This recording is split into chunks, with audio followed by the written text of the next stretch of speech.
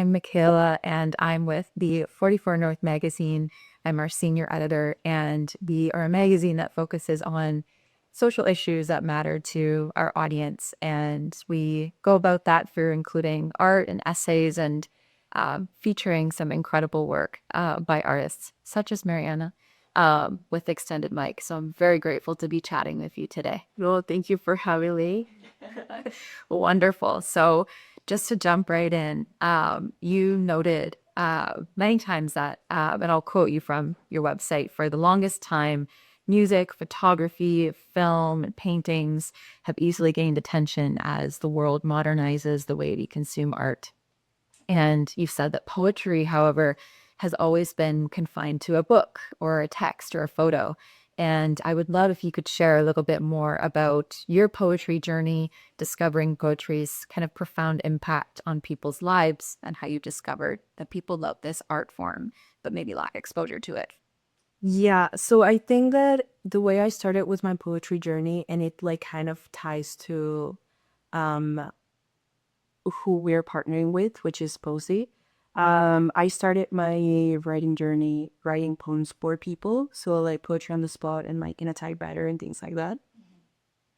And when I every time I wrote a poem for someone, they would be very impressed and they would be very like touched by words and by poetry itself and like all of that. And every time I would present poetry to someone, it will be like again like super happy, and they would resonate a lot with it. So I realized that people really do like poetry. It's just that there's not enough spaces for poetry to kind of like be introduced to people who are not really maybe even related to anything in the artistic world, the same way as like for example music, painting, photography, and like film. All of those are like really big in kind of like not the consumption, I don't want to use the word consumption, but like they're very big in people's lives, I would say.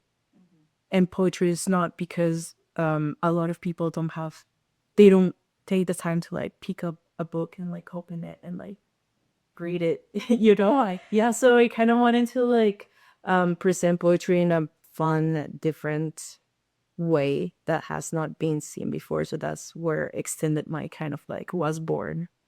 Yeah, I love that. And I think like you're meeting people where they're at with a form that they maybe don't have access to. And I think that connects really wonderfully to kind of the guiding image and visual identity that you created for Extended Mic, which is kind of a key poetic device in and of itself. Yes. And I would love for you to share a little bit more about that image and how you came to that. So Extended Like is supposed to be, or is, very funky and like very like colorful and like eye-catching, and like it's just like very visually pleasing. I originally got the idea of like having a platform that relates to that because of the color show. I don't know if you know the color show. Mhm.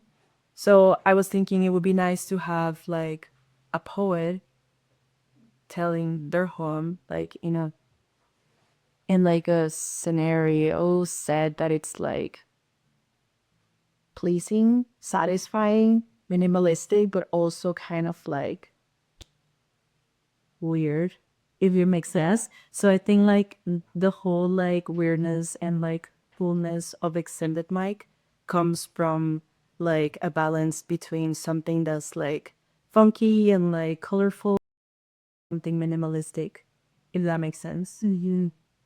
Because I just wanted to make it eye catching. So man, that's where like the whole essence of like the visual aspect of Extended Mic comes from. Yeah. Yeah, that's beautiful. And it just speaks to what it means to be a poet too. Sure. All those different things coexist and kind of leading into this season, this very first season of Extended Mic. You have 8 videos featuring 8 poets, and you said that your aim is to make people look, maybe even hopefully twice. And I'd love for you to tell us a bit more about this approach and maybe how our kind of first 2 questions maybe led to those choices that you made. Yes, so the point was not to present poetry just like in a video and that's all. Um, I think that poetry is a form of art that is very cool, but that people usually don't see the coolness of it because the great poets that like have basically paved the way for us are like poets that are from a long time ago. They also have a different style.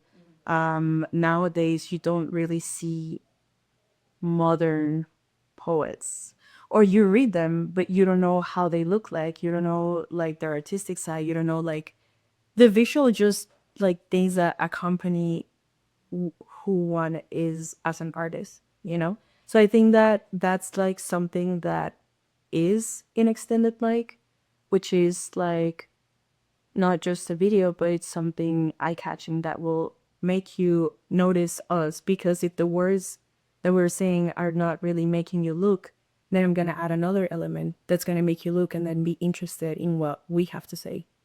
Because poets have a lot of things to say and people love that. But there's just not like anything engaging in poetry that, okay, maybe this sounds like very generalized. I'm not saying that there's nothing engaging in poetry, but like there's something else that we feel called to, that it's not in a paper with words. So that's kind of like, yeah, why me and Daniela had the idea of like, okay, maybe we can put the poets laying down on their curtain and the mic is hanging, and maybe, yeah, that is like maybe a bit like weird enough to like cause curiosity. I feel like curiosity is a right word. Yeah, that we're looking for. Yeah. Yeah. Oh, I love that. And yeah, it brings to mind for me the show don't tell, when we say in poetry show don't tell, and you're bringing that really to life with a whole other layer, yeah, which is beautiful. um and kind of like segueing a little bit into our or your season with all of these poets. You have eight, as you described, unapologetic, bold, free-thinking poets, of course with exceptional craft and performance skills like you were mentioning. So I'd love if you would tell us a little more about them and the sort of unique journey that you've been on together to build out season one. Yes. So the poets are basically the key to everything. Like all the poets that we have for season one are amazing, and I love you guys so much. Um, all of them have very different personalities. They all also come from like different backgrounds in art. There's like many different levels that like extended mic has. And they are very, I feel like because extended like it's such a particular project with such a particular visual aspect, and just like the whole idea like of being like filmed, because even so many poets, they don't share in open mics, and if they do share in open mics, then there's also like poetry slam competitions, right? And then if it's not poetry slam competitions, there's something else, which is like actually being in a video production and like kind of like as a music video, yeah, and like being comfortable with being in front of the camera. So one thing that was like very key into choosing who was going to be like in the season one, it was just like people that were like very bold and like you said, like unapologetic and like all of that. So I think even though they're all very different, if they have something in common, is that they have like the type of like quickness and personality to be in front of the camera and in such like a weird set. Like I'm very thankful that I'm not there and I'm not one of the poets, because I don't think I would be able to do it. But they were able to like have that set as uncomfortable and like weird as it looks and pull it off. So yeah, and they are like the nicest people in the planet. I mean, being the first season and like being completely new and like me having zero experience in producing or anything, yeah, they understood the idea like right away, and they were like literally perfect. So yeah, and yeah, I mean, this project is for the poets. So, and it's gonna keep like going. So, as many poets as I can bring and like help them. Yeah, not help them, just like show like people how cool poets are. That's my goal. Yeah. Yeah. Oh, amazing. And you just giving such a wonderful opportunity for, yeah, just work that maybe wouldn't be seen visually to be seen. You're right. Poets are so often kind of gate kept in a book a little bit. Yes. And not that books aren't great. We love books, but exactly. But you're just adding another layer to reach people, which is wonderful. Um, and kind of speaking of that kind of production process that you were talking about, taking the poets through promo videos and photo shoots and filming, lots of creative collaboration, social media, all of those elements. Could you tell us about the sort of magic, I guess, of Extended Mike's creative ecosystem and what that looked like on the backside? In this project, the journey is very long. Because I didn't want to just have like the poets come to a studio and then record the videos and then that's all. So because I wanted to kind of honor the idea, because the idea is something that's like of quality, if that makes sense. So me with my resources, I kind of like did everything I could to really fit into the standards that we had when we created this project. So the first thing was like meeting them, then it was presenting them, so taking them to the photo studio and do like photo shoots. And then after we had to record the audio of the poems, so I took them to the music studio. And then after the music studio was when we recorded the videos. And then we also shot something else that will be also coming out soon, so you will see it there. And then I also have like something else that where I kind of like finalize season one. So it's kind of like a journey that they have to go through. And like, well, we all go through it together.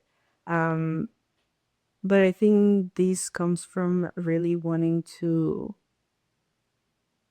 do it well and like honor what the project requires, which is like essentially all of this, you know? Amazing. So yeah. So such a process, such an important process. So much energy and time goes into it. And I'm sure you have dreams of it expanding beyond kind of what you have for season one. And so you've written that your goals are maybe to film in studios and with poets across the world, continuing to kind of disrupt traditional poetry formats. And And I was just thinking that I wrote that when I was like, yes, I'm gonna do this. And now I actually forgot that I wanted to do it across the world. I do want to, but like it was just funny to like remember that. Okay, sorry. it's okay. No, it's okay. I love like giving energy to an old dream. Yeah, and like bringing new perspectives through this kind of high quality visual experience that you've created. So, I think you said featuring meaningful poems that rebel against shallow art, which is so well said. So what can the poetry community and beyond look forward to next outside of your seasons and maybe expanding?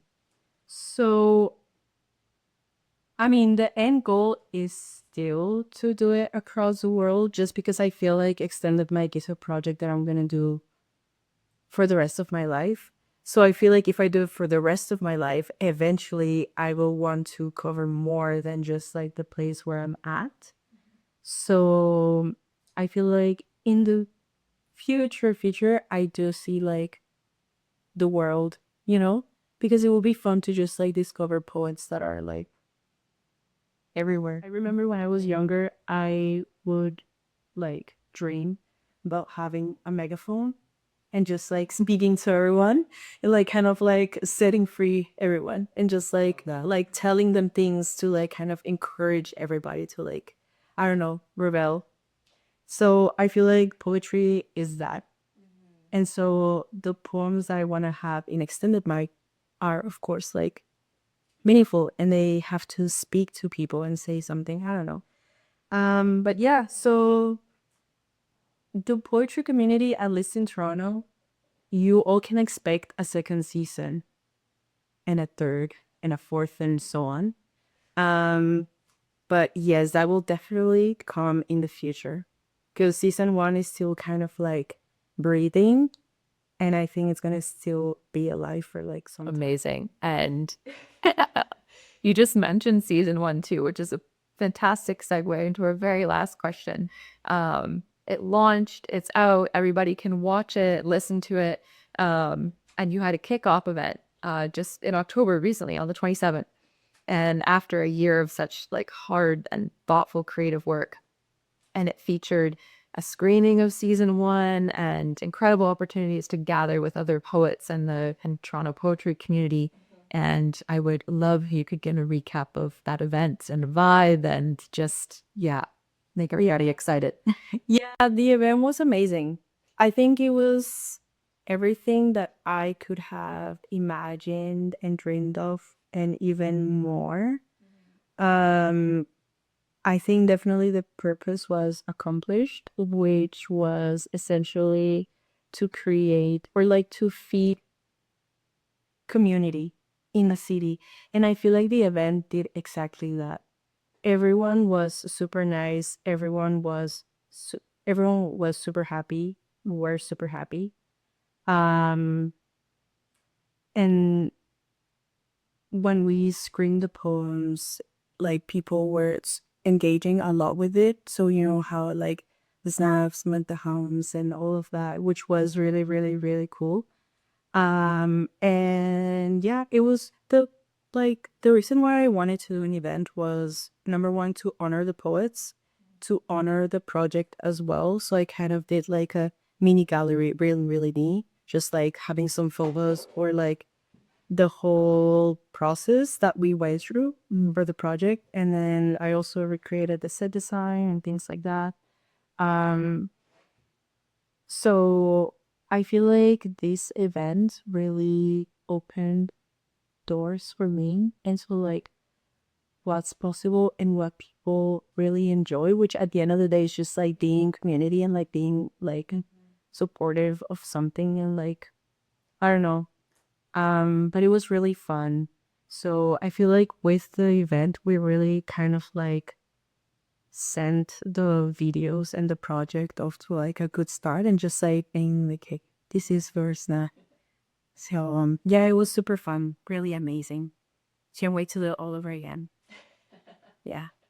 So good to hear. It's always so wonderful to be, oh, just in community with other poets and just like to be surrounded by art in general and something that you know that so many people have worked so hard on and to have them bring together and gift it to the community in such a beautiful way because it's so accessible. It's on YouTube. Is there any other way that you would want to share for, you know, folks to engage with it? Yes, it's true. So you can watch all 8 videos on YouTube. They're on the Extended Mic YouTube channel. So like how the YouTubers say, you can subscribe and like and comment and share. Yeah, you can see them there. I'm gonna be posting clips on the Instagram, but the full videos are on YouTube. You can find them there. Amazing. Yeah. So wonderful to chat with you. Yeah, we're very honored. Yeah, the 44 North, super excited to have Mariana and Extended Mike as our artist spotlight. Definitely check out the written ends video version of this talk we just had. So thanks so much. Thank you. Bye.